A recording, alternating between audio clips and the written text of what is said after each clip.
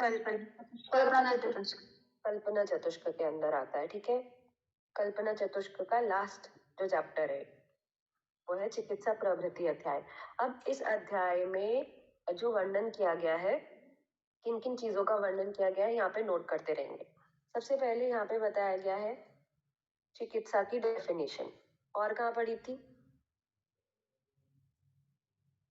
वहीं पे पढ़ रखे हो चिकित्सा की डेफिनेशन। महाचतुष्पाद में। महाचतुष्पाद में, खुड्डाक में? खुड्डाक चतुष्पाद।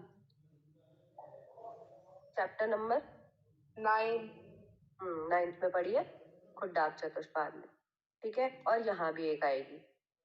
और दूसरा यहाँ पे बताया गया स्वभावो परमवाद। नोट करते जाना साथ साथ।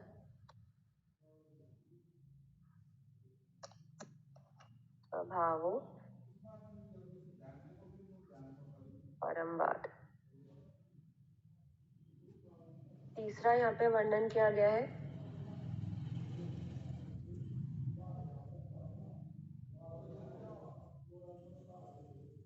वैद्यमानी वैद्य का वर्णन। ठीक है, वैद्यमानी वैद्य का वर्णन किया गया है यहाँ पे। चौथा यहाँ पे वर्णन किया गया है बहुदोष पुरुष।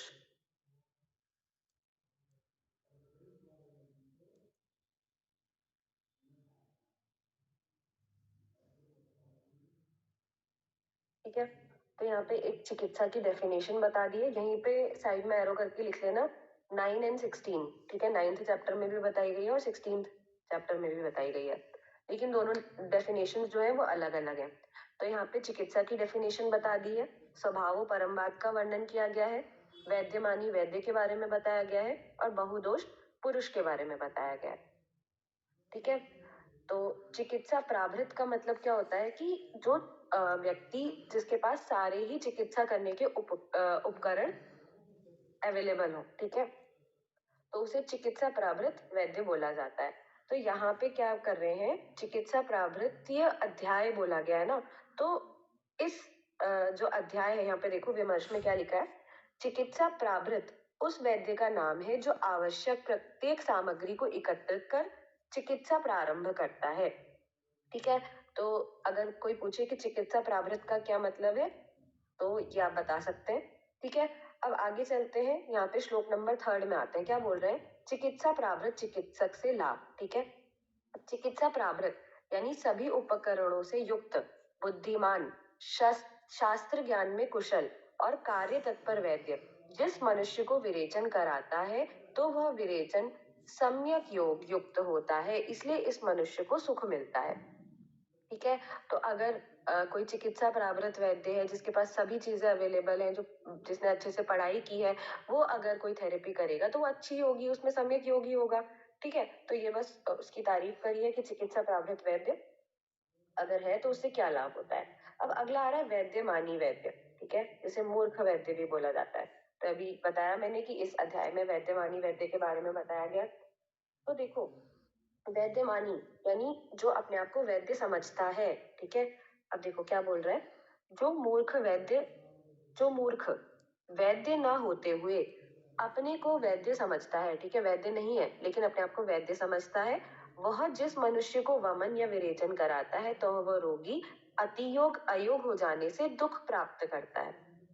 ठीक है, तो सो अतियोगाद अयोगाच मानवो दुखम अश्नुते। ठीक है, ये इतना हाईलाइट करेंगे कि अगर वैद्यमानी वैद्य से हमने कोई भी संशोधन कराया, वमन कराया, विरेचन कराया, तो जो पेशेंट है उसको क्या होगा, दुख ही होगा, या तो अयोग हो जाएगा या तो अतियोग हो जाएगा। जबकि सम्यक योग किससे होगा, अगर चिकित्सा प्रावृत्त वैद्य से कराएंगे तो सम्यक योग होगा। ठीक है, आगे चलते हैं। अब देखो, संशोधन कर्म विशेष, अभी हमने बोला था कि जो इससे पिछला अध्याय था उपकल्पनीय अध्याय, उसमें विरेचन के योग, सम्यक योग, अतियोग ये नहीं आए थे लक्षण। अब यहाँ पे पढ़ने जा रहे हैं हम। क्या बोल रहे हैं, सम्यक विरक्त पुरुष के लक्षण, यानी अगर विरेचन का सम्यक योग हुआ है तो उसमें क्या क्या लक्षण दिखेंगे।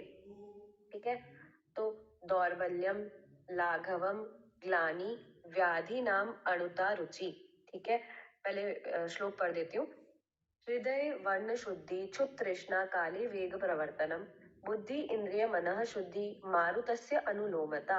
ये मार्क करेंगे, मारुतस्य अनुलोमता सम्यक विरिक्त लिंगानी कायाग्नेश्च अनुवर्तनम। ठीक है, तो ये भी इंपॉर्टेंट है, कायाग्नेश्च अनुवर्तनम। ठीक, अब देखो क्या क्या बोल रहा है कि दुर्बलता आएगी। अब किसी में भी विरेचन का अगर सम्यक योग हो जाता है ना, चाहे वमन का हो विरेचन का हो, तो हालत खराब हो जाती है पेशेंट की। अब आप ही सोचो, अगर आपको कम से कम, जैसे हमने पढ़ा था प्रवर शुद्धि, मध्यम शुद्धि, अवर शुद्धि, तो उसमें वेग पढ़े थे। अगर किसी को 4-5 भी वेग आ जाते हैं ना, तो बहुत वीकनेस ही आने लग जाती है। तो अगर अच्छे से विरेचन हो जाए तो ऑब्वियस सी बात है कि दुर्बलता हो जाएगी व्यक्ति में। ठीक है, तो दुर्बलता हो जाती है। लेकिन वो दुर्बलता कैसी होगी? विरेचन जन्य दुर्बलता होगी, ऐसी नहीं कि कोई बीमारी की वजह से हो रही है, विरेचन कराने की वजह से दुर्बलता आएगी। ठीक है, तभी तो पेय अधिक्रम दिया जाता है। क्यों? क्योंकि उस टाइम जो जठराग्नि होती है वो मंद हो गई होती है, फिर उसको धीरे धीरे करके दीप्त किया जाता है, फिर जाके हम सामान्य आहार पर लेके आते हैं। ठीक है, तो दुर्बलता होगी, लघुता आएगी, शरीर में हल्कापन होगा, ग्लानि होगी। ठीक है, ग्लानि का मतलब है थकान होगी पेशेंट को, रोग का कम हो जाना, रोग कम हो जाएंगे, खाने में रुचि उत्पन्न होगी, हृदय की शुद्धि होगी, वर्ण की शुद्धि होगी, भूख प्यास लगेगी, मल मूत्र उचित समय पर निकलेंगे। ठीक है, ये हमने पहले भी पढ़ा था जब हम कल्पनीय अध्याय पढ़ रहे थे, स्टार्टिंग में ही पढ़ा था। बुद्धि इंद्रिय और मन की शुद्धि होगी। ठीक है, बुद्धि इंद्रिय मन शुद्धि होगी। मारुतस्य अनुलोमता देखा था हमने, यानी वायु का अनुलोमन होगा, ये इंपॉर्टेंट है। ठीक है, लक्षण। और फिर हमने क्या देखा था? काय अग्निश्च अनुवर्तनम, यानी काय अग्नि का सम रहना, अग्नि जो होगी वो सम हो जाएगी। ये सभी क्या थे? सम्यक विरक्त के लक्षण थे। ठीक है, तो अगर विरेचन अच्छे प्रकार से हो जाएगा तो हमें ये लक्षण दिखाई देंगे। ठीक है, इंपॉर्टेंट है। तो अगर ये पूरा श्लोक याद हो जाता है तो कर लेंगे, नहीं तो इसका पॉइंट्स फॉर्म में नोट कर लेंगे। ठीक है, ये 2 पॉइंट तो बहुत इंपॉर्टेंट है, मारुतस्य अनुलोमता और कायाग्निश्च अनुवर्तनम। ठीक है, आगे देखते हैं अविरिक्त के लक्षण। ठीक है, अगर विरेचन का जो विरेचन कराया हमने प्रॉपरली नहीं हुआ, ठीक है, उसका अयोग हो गया, तो क्या क्या होगा? छठी वदम हृदय अशुद्धि उत्क्लेश श्लेष्म पित्तयो। ठीक है, ठीवन यानी बहुत ज्यादा लार आएगी, लाला स्राव होगा, थूक निकलेगा। हृदय अशुद्धि, हृदय शुद्ध नहीं होगा। उत्क्लेश होगा, ठीक है, नौजिया जैसा होगा, जी मिचलाएगा। श्लेष्म पित्तयो यानी कफ और पित्त, मतलब जैसे कफ, कभी कभी ऐसा लगेगा कि मुंह से कफ निकल रहा है, कभी ऐसा लगेगा कि खट्टी खट्टी चीज आ रही है, तो ये चीज लगेगी। आदमान, अरुचि, छर्दी, दौर्बल्य, अलाघवम। ठीक है, आदमान यानी फ्लैटुलेंस जैसा होगा, पेट फूला फूला लगेगा, अरुचि होगी, और छर्दी, ठीक है, उल्टी जैसा आने को होगा, और छर्दी, अदौर्बल्य यानी दुर्बलता हो रही है सम्यक विरक्त में, इसमें दुर्बलता वैसी नहीं होगी। ठीक है, अलाघवम लघुता नहीं आएगी। जंग उरु सदनम तंद्रा स्थैमित्य, स्थैमित्य मतलब क्या होता है, पता है किसी को? जकड़ाहट बहुत। और बताएं। बहुत तैमिल रोग तो नहीं है? तैमिल रोग जो आंखों में होता है? नहीं नहीं, स्थैमित्य एक लक्षण है, ज्यादातर ये कफ की वजह से देखा जाता है। ठीक है, तो स्थैमित्य का मतलब होता है कि शरीर के ऊपर गीला कपड़ा जैसा ढक दिया है, ऐसा लगना, इसे स्थैमित्य बोला जाता है। ठीक है, याद रखेंगे हमेशा। तो इसमें क्या क्या है? जंघा और उरु में शिथिलता दिखाई देगी, तंद्रा होगी, थकान जैसी होगी, स्थिमितता, स्थैमित्य मतलब शरीर के ऊपर ऐसा लगेगा ऐसा ढक दिया है। ठीक है, पीनस आगम, पीनस होगा, ठीक है, रनी नोज जिसे बोला जाता है। और लक्षणानि विरिक्तानां मारुतस्य च निग्रह, ऊपर क्या था? मारुतस्य अनुलोमता। हाँ, मारुतस्य अनुलोमता, यहाँ पे क्या है? मारुतस्य च निग्रह, तो ये इंपॉर्टेंट है, यहाँ पे मारुत का अनुलोमन नहीं हो रहा है, मारुत रुक जा रही है, वायु रुक जा रही है। तो अब आप लोगों का काम है ऊपर निकाल के लिख लोगे, मारुतस्य अनुलोमता इज इक्वल्स टू सम्यक विरेचन, मारुतस्य च निग्रह इज इक्वल्स टू अविरिक्त के लक्षण। ठीक है, तो ये चीज नोट करके लिख लेना बाद में। अब देखो विरेचन के अति योग के लक्षण बता रहे हैं। विरेचन अगर ज्यादा हो गया तो क्या क्या लक्षण होंगे? तो क्या बोल रहा है, विरेचन होने पर क्रम से मल, पित्त, कफ और वायु के आ जाने के बाद, वैसे तो हमें देखना था कि वातांत होना चाहिए, लेकिन इसके बाद भी क्या होता है, यदि मेद, मांस के जल के समान रक्त निकलना अथवा कफ और पित्त से शून्य जल निकलता है, ठीक है, या काला खून निकलता है, तो इसे क्या समझते हैं कि विरेचन का अतियोग हुआ है। आना चाहिए था पित्त, कफ, वायु, लेकिन उसके अलावा भी अगर कुछ आ रहा है तो उसे हम समझेंगे विरेचन का अतियोग हो गया है। यदि प्यास अधिक लगती है, वात रोग से पीड़ित रहता है, ज्ञान शून्य हो जाता है, यह विरेचन के अतियोग के लक्षण है। ठीक है, तो ये बहुत खराब कंडीशन हो जाती है। ठीक है, तो ये हमने देखे विरेचन के सम्यक योग, अयोग और अतियोग के लक्षण। अब हम आगे देखेंगे वमन के अतियोग के लक्षण। अब देखो इससे पहले के चैप्टर में भी वमन के अतियोग के लक्षण कहे गए थे, यहाँ पर भी कहे जा रहे हैं। ठीक है, यहाँ पे दोबारा से कहा है। इससे पहले वाले चैप्टर में क्या बताया गया था, एक अच्छा सा वर्ड बताया था, जो रोग चंद्रिकाएं निकलती है बस। हाँ, फेनिल रक्त चंद्रिका। तो देखो यहाँ पे क्या बोल रहे हैं, वमन के अधिक होने पर उपयुक्त ही लक्षण होते हैं, पर अधिक रूप में ऊर्ध्वगत वात रोग और वाणी में रुकावट हो जाती है। ठीक है, तो वात रोगाश्च वाग ग्रह, दो इंपॉर्टेंट है, ये मार्क करेंगे, वात रोग होगा और वाग ग्रह ये भी हो जाएगा। ठीक है, यह लक्षण अधिक होते हैं, ये दो लक्षण और अधिक दिखाई देते हैं। क्या क्या? एक वात रोग हो जाएगा और वाणी में रुकावट हो जाएगी। तो देखो ऐसे याद कर लो इसे। इससे पहले के में बहुत अच्छा सा वर्ड था फेनिल रक्त चंद्रिका। ठीक है, तो हमने क्या करनी है, उसकी तारीफ करनी है। तारीफ कैसे करते हैं? वाह वाह। ठीक है, तो वाह वाह से दो चीजें याद रखेंगे, एक है वात रोग, एक है वागग्रह। ठीक है, तो ये दोनों चीजें याद रखनी है वमन के अतियोग का लक्षण। आगे देखते हैं। अब देखो ये जो श्लोक आ रहा है ना, ये श्लोक ही बता रहा है बहुदोष पुरुष के लक्षण। यहीं पे लिख लो, बहुदोष पुरुष के लक्षण। तो क्या क्या बोल रहा है, क्या क्या होगा बहुदोष पुरुष में? अविपाको, ठीक है, जो खाना है वो ठीक से नहीं पचेगा, उसका पाक नहीं होगा। अरुचि होगी, स्थौल्य, पांडुता, पीलापन रहेगा, पेलनेस, गौरव, भारीपन रहेगा। क्लम, क्लम क्या होता है? बिन काम करे थकान बिना होना। परिश्रम के थकावट होना, बिना परिश्रम के थकान होना। पिडका यानी फुंसियां होंगी छोटी छोटी। कोट, कंडू, ठीक है। संभवो अतिरेव च, आलस्य, श्रम, दौर्बल्य, दौर्गंध्य, अवसाद, क्लेश में पित्त, समुत्क्लेशो, निद्रा नाशो, अति निद्रा, ये सब लक्षण बता रखे हैं बहुदोष पुरुष में क्या क्या लक्षण दिखेंगे। तंद्रा, क्लैब्य, अबुद्धित्वम, अशस्त्र स्वप्न दर्शनम, बलवर्ण प्रणाशश्च, तृप्यतो, तृप्यतो नहीं होगा, तृष्यतो होगा। ठीक है, प्यास ज्यादा लगेगी। तृष्यतो रंगणेरपि बहुदोषस्य लिंगानि तस्मै संशोधनम हितम ऊर्ध्व चैव अनुलोमम च यथा दोषम यथा बलम। तो देखो हिंदी पढ़ते हैं। जिन व्यक्तियों में अविपाक, अन्न का ठीक से न पचना, भोजन में अरुचि, अधिक स्थूलता, शरीर में पीलापन, पांडुता हमने देखा था, शरीर में गुरुता, क्लम, शरीर में फुंसियां, चकत्ते, ठीक है, खुजली का होना, बेचैनी रहना, आलस्य, थकावट, दुर्बलता, शरीर में दुर्गंधी, शरीर तथा मन में उत्साह का ना होना, कफ और पित्त का अधिक रूप में उभरा हुआ होना। ठीक है, निद्रा का ना आना, निद्रा का अधिक आना। ठीक है, या तो ऐसा होगा कि निद्रा नहीं आ रही है या तो ज्यादा आ रही है। तंद्रा रहना, थकावट सी रहना, नपुंसकता आ जाना, ठीक है, इनफर्टिलिटी हो जाना, बुद्धि का मोह होना, बुरे स्वप्नों का दिखाई देना, बल वर्ण का नाश हो जाना, प्यास का अधिक लगना, ठीक है, तृष्य तो जहाँ पे आया था, और ब्रंगणे रपी यानी बलवर्धक आहार औषधि का सेवन करने पर भी बल वर्ण की वृद्धि ना होना, ये लक्षण दिखाई देते हैं। तो उसके शरीर में दोष अधिक बढ़ गए हैं, ऐसा जानना चाहिए। तो ये बहुदोष पुरुष के लक्षण है, सभी याद करने की जरूरत नहीं है।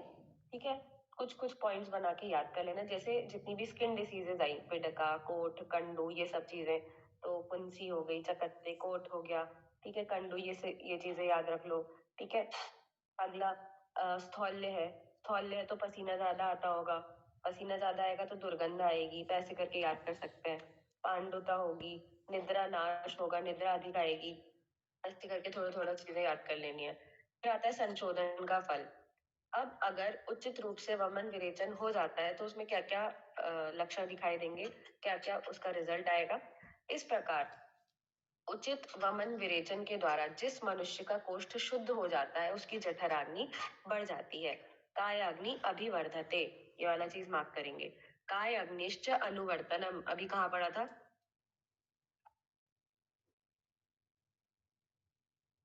सम्यक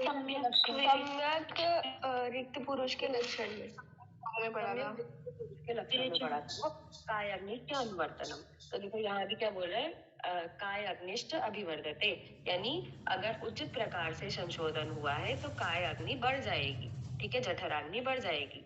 आगे क्या बोल रहे हैं, उसकी प्रकृति ठीक हो जाएगी, ठीक है, जो प्रकृति है वो सम हो जाएगी, मतलब जो पहले से प्रकृति थी वही आ जाएगी वापस, दोषज प्रकृति ठीक हो जाएगी। उसकी इंद्रियां, मन, बुद्धि और वर्ण निर्मल हो जाएगा। शरीर में बल और पुष्टि होती है। जो उसे संतान की प्राप्ति होती है। ऊपर हमने देखा था अगर बहुदोष अवस्था है तो क्लैब्य था, नपुंसकता आ रही थी, और मैथुन शक्ति बढ़ जाती है। बुढ़ाई कठिनता से आती है, यानी बुढ़ापा देर से आता है, बहुत दिनों तक रोग रहित होकर जीता है। तो ये देखो, जरा कृच्छेन लभते चिरम जीवत्य अनामयः, इम्पोर्टेंट लाइन है। जरा कृच्छेन लभते, जरा मतलब बुढ़ापा, कृच्छेन मुश्किल से, लभते यानी जो बुढ़ापा है वो मुश्किल से आता है, और चिरम यानी लंबा जीवन, यानी जो उसकी आयु होती है वो लंबी रहती है, और अनामय रोग रहित रहता है और लंबे समय तक जीता है। इसलिए समय पर युक्ति पूर्वक संशोधन का सेवन मनुष्य को कराना चाहिए, ठीक है। तो दो इम्पोर्टेंट हमने देखे कि संशोधन से दो इम्पोर्टेंट लाभ क्या है। काय अग्नि अभिवर्धते, यानी जो जठराग्नि है वो बढ़ जाएगी, तीव्र हो जाएगी, और जो बुढ़ापा है वो देर से आएगा, और चिरम जीवत्य अनामयः, यानी जो व्यक्ति है वो लंबे समय तक जीता है, कैसा? अनामय यानी रोग रहित जीता है। हाँ, अब ऐसा कुछ लाइन पढ़ी है पहले भी, चिरम जीवत्य अनामयः, सुना है ऐसा श्लोक? हाँ या ना तो बोलो, नहीं सुना है? याद नहीं आ रहा है। याद नहीं आ रहा है? अग्नि का श्लोक पढ़ा था किसी ने, याद किया था? आयु वर्णम बलम काटम। No boss. चलो देख के आना फिर कल। अब देखो, संशोधन चिकित्सा की श्रेष्ठता, क्या बोल रहे हैं ये श्लोक इंपॉर्टेंट है, ये याद करना है, ठीक है। जैसे वो मलापहम रोगहरम वाला श्लोक याद कराया था, ऐसे ये श्लोक भी याद करना है। ये रेफरेंस पॉइंट ऑफ व्यू से भी इम्पोर्टेंट है, और अगर कॉपी में वो बढ़ाना है, क्या बोलते हैं उसे, कंटेंट बढ़ाना है एग्जाम में, तो भी ये श्लोक बहुत काम आता है, ठीक है। संशोधन चिकित्सा की श्रेष्ठता बता रहे, क्या बोल रहे, दोषा कदाचित कुप्यंती, पूरा मार्क करेंगे, ठीक है। दोषा कदाचित कुप्यंती जिता लंघन पाचने, ठीक है। जिता संशोधन तु न तेषाम पुनरुद्भवा, जो दोष लंघन पाचन के द्वारा नष्ट किए जाते हैं वे कभी थोड़े हेतुओं के कारण भी कुपित हो जाते हैं, ठीक है। अगर हमने किसी रोग को लंघन और पाचन से जीत लिया है तो क्या होगा कि कुछ समय बाद थोड़े भी अगर हम हेतुओं का सेवन करेंगे, थोड़े भी जो कारण है जिन वजह से रोग हो सकते हैं उनका सेवन करेंगे तो रोग फिर से हो जाएगा। लेकिन जिता संशोधन है ये, तो अगर हमने संशोधन के द्वारा उन दोषों का नाश किया है या रोग को जीत लिया है तो उनकी पुनः उत्पत्ति नहीं होगी, न तेषाम पुनरुद्भवा, यानी दोबारा से उनका उद्भव नहीं होगा, ठीक है। तो ये श्लोक इम्पोर्टेंट है, एग्जाम में जरूर लिखना, याद कर लेना इसको, ठीक है। कहीं भी अष्टांग में भी था। हाँ, अष्टांग में भी था, बताओ कौन से चैप्टर में था? अष्टांग में 13th या फिर 14 चैप्टर में था, जिसमें ब्रह्मांड और लंघन के बारे में बताया। द्विविध उपकर्मणीय अध्याय में था। हाँ, द्विविध उपकर्मणीय अध्याय में थे। कितना दूर? उसमें भी श्लोक सेम था, बट जो सेकंड वाला है वो थोड़ा अलग था। हाँ, क्या अलग था? उसमें था कि ये तो संशोधन है शुद्धा ना तेषां विरोधः। ये तो संशोधन है शुद्धा। एक बार देखना 4th चैप्टर में था या 14th में था, मेरे को भी कंफ्यूजन हो रहा बॉस बॉस ये 4th चैप्टर में भी था। है। ये 4th चैप्टर में भी था। हाँ 4th में था ना, 14th में नहीं था यार, 4th में था। 4th वाला चैप्टर कौन सा था, वेग धारणी वाले में ना। हाँ वेग धारणी वाला लास्ट में दे रखे हैं उसमें ऐसे श्लोक। जी बॉस। फिर भी चेक करके आना, ठीक है, फिर नोट करना, मुझे भी बताना कल। जी बॉस। अब देखो आगे क्या बोल रहा है, संशोधन को श्रेष्ठता में उपमा। क्या बोल रहा है, जिस प्रकार वृक्ष के नष्ट हो जाने पर भी यदि उसका मूल न नष्ट किया जाए तो उनमें पुनः हरापन आ जाता है। ठीक है, तो देखो जैसे एक पेड़ होता है, पेड़ की अगर हम जड़ नहीं काटते हैं तो पेड़ को ऊपर ऊपर से काट दिया तो लेकिन ये जड़ से फिर से इसमें हरी पत्तियां आ जाती है ना, फिर से उग जाता है। तो वैसे ही अगर रोग को मूल से नष्ट नहीं किया जाता है तो पुनः उसकी उत्पत्ति हो जाती है। ठीक है, दोष और वृक्ष इन दोनों को नष्ट किया जाए पर उसका मूल न नष्ट किया जाए तो दोष और वृक्ष को नष्ट कर देने पर जो रोग और वृक्ष की पत्तियां चली गई रहती हैं उनका आगम अवश्य हो जाता है। तो वही कह रहा है कि अगर हम रोग को मूल से नहीं हटाएंगे, ठीक है, रूट कॉज को ट्रीट नहीं करेंगे, तब तक जो रोग है वो पूर्ण रूप से ठीक नहीं होगा, दोबारा रिलैप्स कर जाएगा।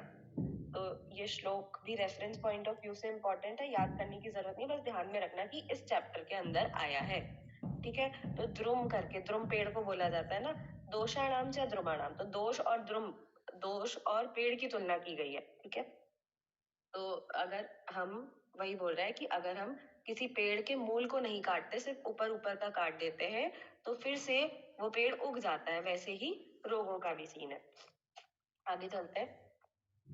इसके बाद क्या बोल रहा है, संशोधन से उत्पन्न लंघन में भ्रंगण पथ्य। अब क्या बोल रहा है, भेषज क्षपिते, तो भेषज क्षपित उसको बोला जाता है जिस व्यक्ति को हम बहुत सारी औषध देते हैं, जैसे वमन की औषधि, विरेचन की औषधि, उसके बाद जो व्यक्ति का शरीर छीन्न हो गया होता है उसे भेषज क्षपित बोला जाता है। भेषज माने कि औषधि, और क्षपित मतलब उससे जो व्यक्ति क्लांत हो गया, ठीक है, थका हारा व्यक्ति भेषज से, तो उसे भेषज क्षपित बोला जाता है। यहीं पे नोट कर लो, ठीक है, कल पूछूंगी भेषज क्षपित क्या होता है।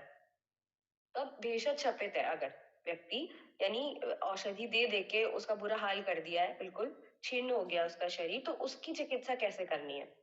तो संशोधन से उत्पन्न लंघन में भृंगण पथ्य, तो इसको हमें क्या क्या कराना है, इसको एक तो पथ्य आहार देना है, दूसरा हमें इसका भृंगण कराना है। ठीक है, निरंतर औषध द्वारा संशोधन करने से शरीर और बल के छीन्न हो जाने पर आहार के द्वारा ही भृंगण करना उत्तम होता है। ठीक है, भृंगण कराना है मेन चीज।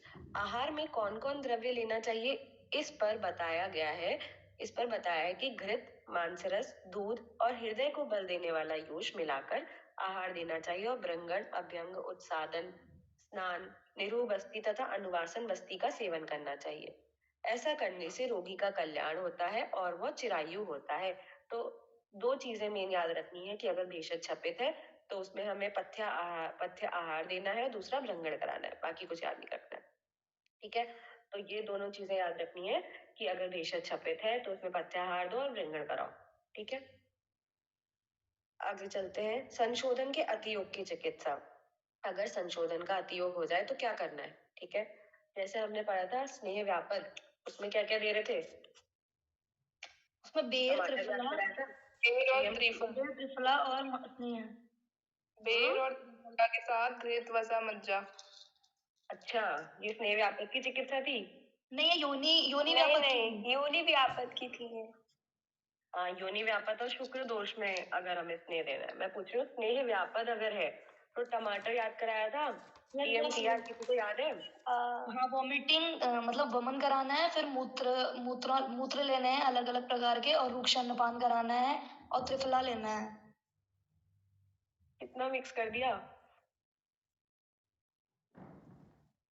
और बताओ, और कोई भी बताओ।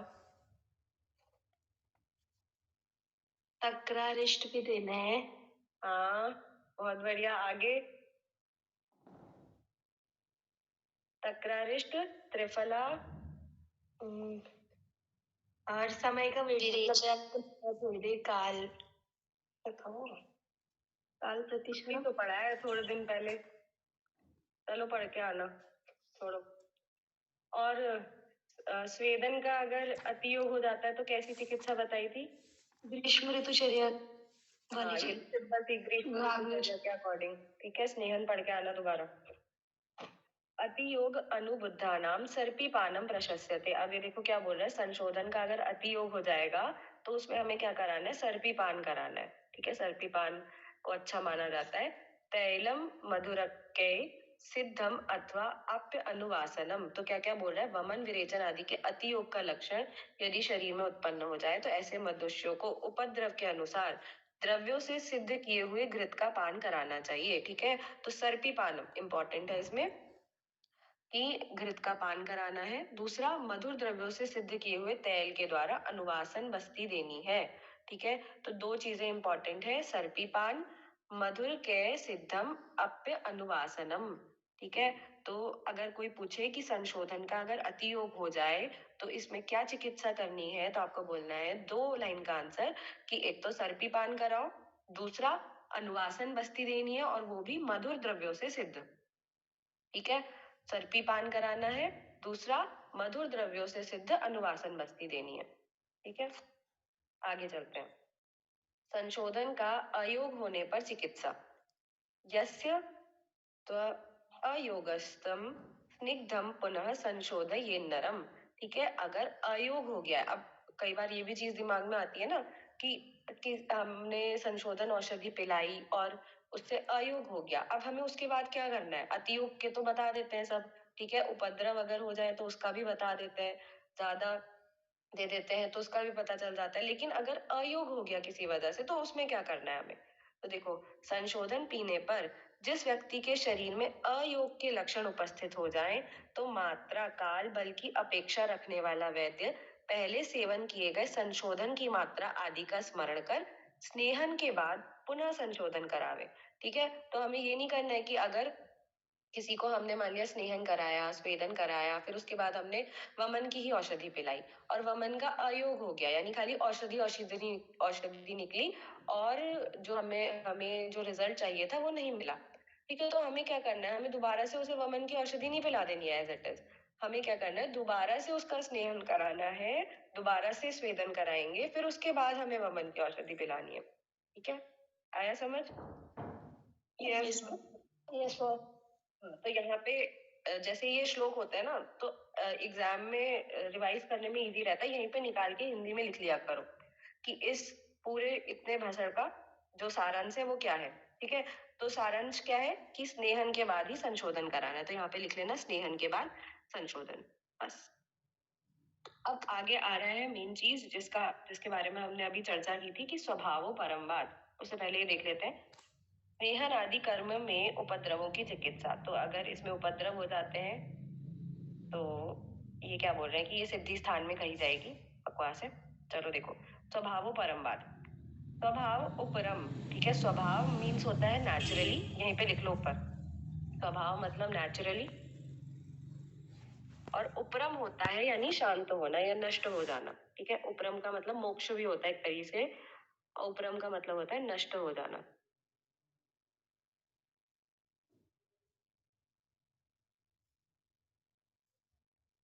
ठीक है। तो स्वभाव से, ठीक है, अगर नेचुरली ही कोई चीज नष्ट हो रही है तो उसे बोला जाता है स्वभाव उपरमवाद। अब ये जो स्वभाव उपरमवाद है ये थोड़ा थोड़ा, चलो वो चीज बाद में बताऊंगी, पहले यहाँ पे ये चीज नोट करो कि यह चरक की मौलिक देन, चरक की मौलिक देन, ठीक है। और यहीं पे विमर्श में देखना, चक्रपाणी ने स्वभावो परमवाद का अर्थ किया है कारण निरपेक्ष विनाश, ठीक है। तो आचार्य चक्रपाणी जी ने इसको कारण निरपेक्ष विनाश भी बोला है, ठीक है। स्वभावो परमवाद का ही दूसरा नाम क्या है, कारण निरपेक्ष विनाश, ठीक है। जिसके विनाश में कोई भी कारण नहीं है, ठीक है, उसे स्वभावो परमवाद बोला जाता है। अब जो स्वभाव परमवाद है ना, ये थोड़ा थोड़ा क्षणभंगुरवाद से मेल खाता है। क्षणभंगुरवाद किसने बताया था, कुछ याद है कि बौद्ध दर्शन। बहुत बढ़िया, बौद्ध दर्शन ने बताया था। तो ये थोड़ा थोड़ा क्षणभंगुरवाद से भी मिलता जुलता है। तो इसीलिए यहाँ पे ही नोट कर लेना कि बौद्ध दर्शन से प्रेरणा लेके स्वभाव परमवाद का वर्णन किया गया है। और ऊपर यहाँ पे 3 चीजें नोट करोगे। चरक जी ने क्या बताया, स्वभाव परमवाद, स्वभाव परमवाद लिख लेना। फिर चक्रपाणी जी ने इसे क्या बोला, कारण निरपेक्ष विनाश, निरपेक्ष विनाश, नोट करते रहो, ठीक है। और बौद्ध दर्शन ने क्या बताया है, क्षणभंगुरवाद।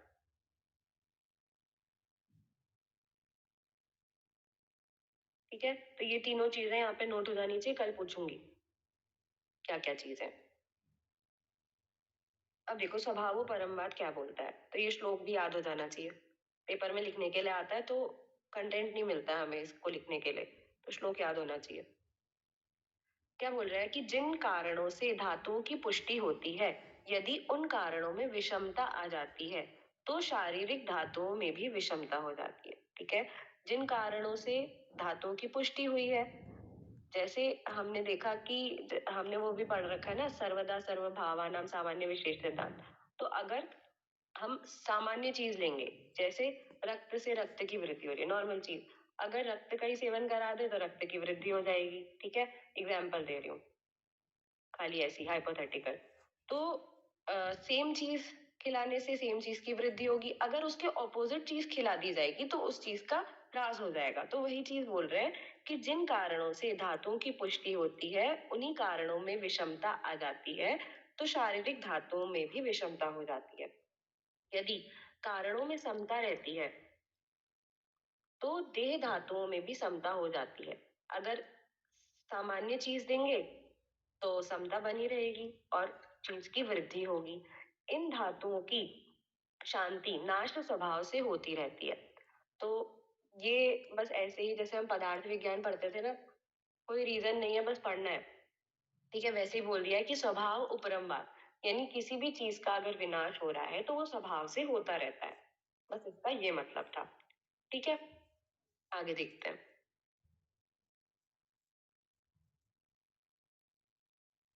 अब क्या बोल रहा है, स्वभाव परमवाद का दार्शनिक आधार।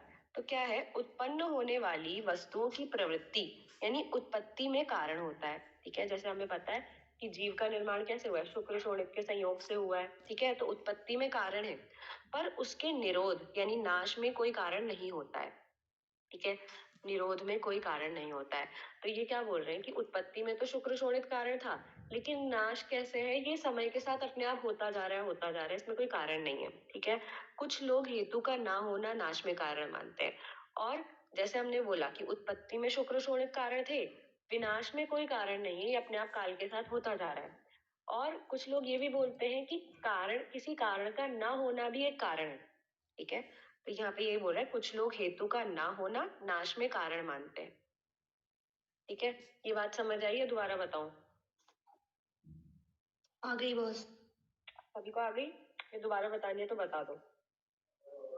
बता दो बस, एक बार बता दो। देखो क्या बोल रहा है कि किसी भी व्यक्ति की, किसी भी पुरुष की, किसी भी चीज की अगर उत्पत्ति होती है तो उसमें कारण होता है। ठीक है, जैसे एग्जाम्पल मैंने बताया कि जीव की उत्पत्ति में शुक्र शोणित का कारण है। ठीक है, शुक्र खलु कुक्षी करते ऐसे करके पढ़ा था ना, तो शुक्र और शोणित का संयोग होता है तभी जीव की उत्पत्ति होती है, ये कारण हो गया। लेकिन जीव की जो ह्रास होता जा रहा है निरंतर काल के कारण, ठीक है, उसमें कोई कारण नहीं होता है, ऐसा बोलते हैं स्वभाव परमवाद के आधार पर अगर हम बोले। ठीक है, इस उत्पत्ति में कारण है, विनाश में कोई कारण नहीं है। और कुछ लोगों के अनुसार कोई कारण ना होना भी एक कारण है। ठीक है, यहाँ पे यही लिख रखा है कि उत्पन्न होने वाली वस्तुओं की प्रवृत्ति में कारण होता है, पर उसके निरोध या नाश में कोई कारण नहीं होता है। कुछ लोग हेतु का न होना नाश में कारण मानते हैं। ठीक है, अब आया समझ? Yes boss. ठीक है, तो स्वभाव परमवाद लिखने के लिए आता है तो इससे पहले वाला श्लोक जायन्ते हेतु वैषम्याद वाला और ये लाइन भी लिखी जाएगी। ठीक है, अब इसके आगे वाले श्लोक पे चलते हैं। स्वभाव परमवाद के विषयों में अग्निवेश की शंका। अभी देखो अग्निवेश डाउट्स पूछते थे, इससे पहले वाले चैप्टर में भी देखा था हमने। तो क्या बोलते हैं कि इस प्रकार उस विषय को कहने वाले आचार्य पुनर्वसु से अग्निवेश ने कहा कि स्वभाव से नाश होने पर चिकित्सा प्रावृत वैद्य का कर्म क्या रह जाएगा। तो उन्होंने पूछा कि तो फिर ये चिकित्सा प्रावृत चैप्टर कहने की क्या बात है। ठीक है, हम चिकित्सा प्रावृत बन क्यों रहे जब पहले से ही हमें पता है कि नाश अपने आप ही हो जाएगा, तो हमारा क्या फायदा, हमारे होने का क्या फायदा, है ना। हे भगवान, वैद्य विषमता को प्राप्त किन धातुओं को औषध से सम करेगा। अगर पहले से ही हमें पता है कि बिना कारण के ही ह्रास होने वाला है, चिकित्सा किसे कही जाएगी और चिकित्सा का प्रायोजन ही क्या रह जाएगा। ठीक है, तो उनका डाउट भी ठीक था। अब अच्छा, जैसे इसमें बोला कि कुछ लोगों का हेतु मतलब जैसे कुछ रोग है उनका हेतु नहीं होता है। ठीक है, जैसे अगर उत्पत्ति में कारण है और नाश में कारण नहीं है, ऐसे कुछ रोग होते हैं जिनका कारण हमें पता नहीं होता है, तो उन्हें क्या बोला जाता है मॉडर्न में, कॉजेज नॉट नोन ऐसे करके लिखते हैं ना, तो इसके लिए एक वर्ड आता है, पता है किसी को। इडियोपैथ। हाँ तनुजा, इडियोपैथिक डिजीज बोला जाता है ना, तो नोट कर लो बच्चों, इडियोपैथिक। ठीक है, अगर किसी डिजीज का हमें कॉज नहीं पता होता है तो उसको इडियोपैथिक बोला जाता है।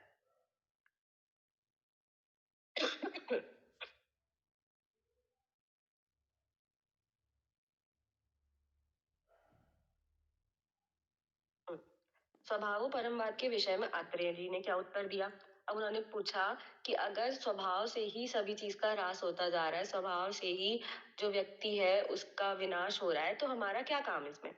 तो इस प्रकार शिष्य के वचन को सुनकर आचार्य पुनर्वसु ने कहा कि हे सौम्य, इस विषय में महर्षियों ने जिन युक्तियों को देखा है उन युक्तियों को सुनो।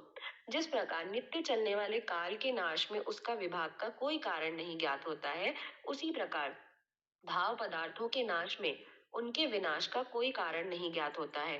नित्य चलने वाले काल के नाश के कारण की तरह नाश के कारण के अभाव होने से उत्पन्न होने वाले भाव पदार्थों के नाश का कारण नहीं ज्ञात होता है।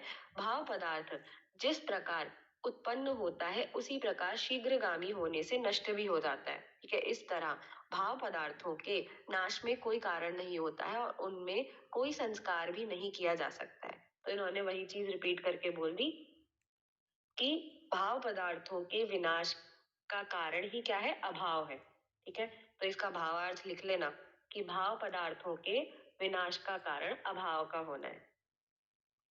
ठीक है, बाकी पढ़ोगे तो कंफ्यूजन हो जाएगा, इसमें एच लिख लेना, हिंदी हिंदी पढ़नी है। हाँ, एक चीज और, ये पूछा जाता है कई बार एमसीक्यूज में कि ये जो सूत्र आया है ये किस प्रकार का सूत्र है। तो बताओ ये किसने बोला है, स्वभाव उपरमे कर्म चिकित्सा प्रवृत्ति किम, यानी कि चिकित्सा प्रावृत वैद्य का कर्म ही क्या रह जाएगा। तो ये किसने पूछा था, शिष्य सूत्र। शिष्य हाँ, सूत्र शिष्य है। सूत्र। अग्निवेश जी ने पूछा ना, तो यहाँ पे एरो डाल के लिख लेना शिष्य सूत्र। ठीक है,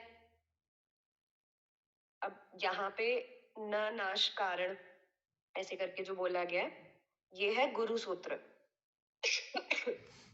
तो यहाँ पे एरो डाल के लिख लेना गुरु सूत्र। ठीक है, एक सेकेंड रुकेंगे।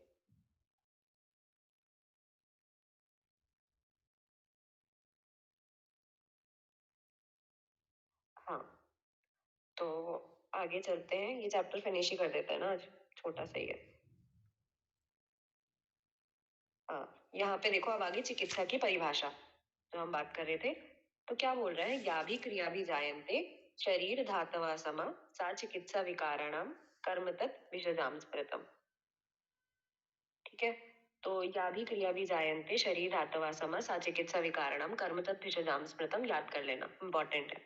जिन क्रियाओं के द्वारा शरीर में धातुएं सम होती हैं वह रोगों की चिकित्सा है। ठीक है, या भी क्रिया भी, जो भी क्रिया से, जिस भी क्रिया से क्या है, शरीर की धातुएं सम अवस्था को प्राप्त होती हैं। ठीक है, हम ये बोलते हैं ना चिकित्सा क्या है, शॉर्ट में धातु साम्यता।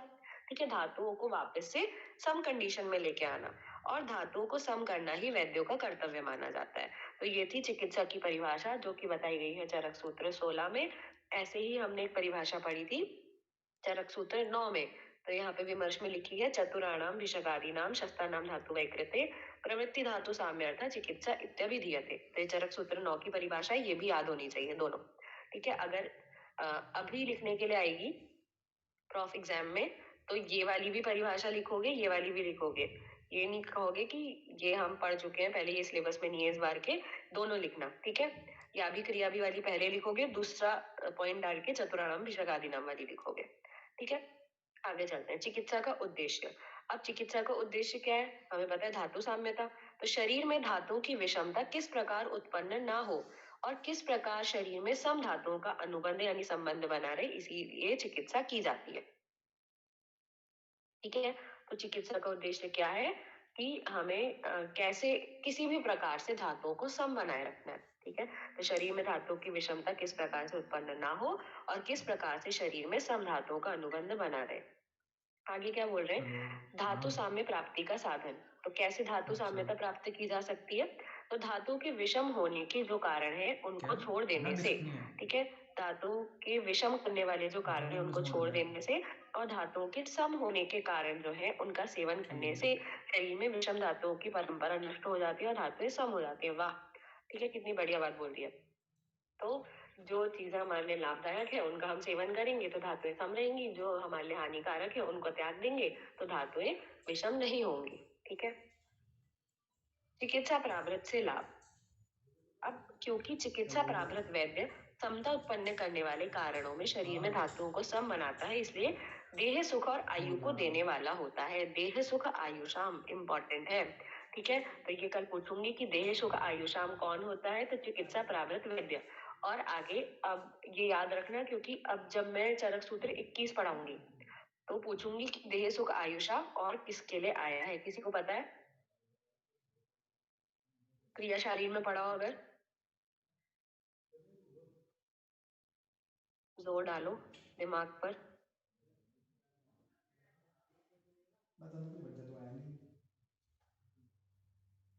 ठीक है, निद्रा के लिए भी बताया गया है देह सुख आयुषाम। ठीक है, देह को सुख देने वाली और आयु को देने वाली होती है निद्रा भी। ठीक है, यहाँ पे चिकित्सा प्रावृत्त वैद्य के लिए आया, चरक सूत्र 21 जब पढ़ाऊंगी तो वहां पे निद्रा के लिए भी आएगा, वहां पे दोबारा पूछूंगी। अब आगे क्या बोल रहे हैं, धर्मस्य अर्थस्य कामस्य निर्लोकस्य उभयस्य च।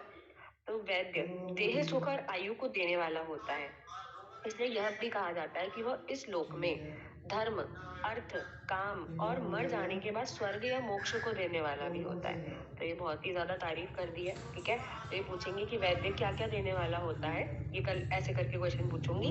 तो क्या क्या देगा, धर्म को देने वाला, अर्थ काम, ठीक है, और मोक्ष। तो 4 चीजें हो गई, धर्म अर्थ काम मोक्ष, इन चारों चीजों को देने वाला होता है वैद्य। इतनी तारीफ कर दी है, तो ये हमारा चैप्टर फिनिश होता है। ठीक है, ये हमने कल्पना चतुष्क खत्म कर लिया। किसी को कुछ पूछना है?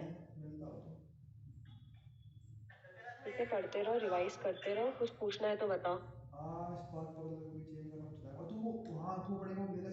आया सभी को समझ? Yes boss. हाँ जी, यस बॉस। यस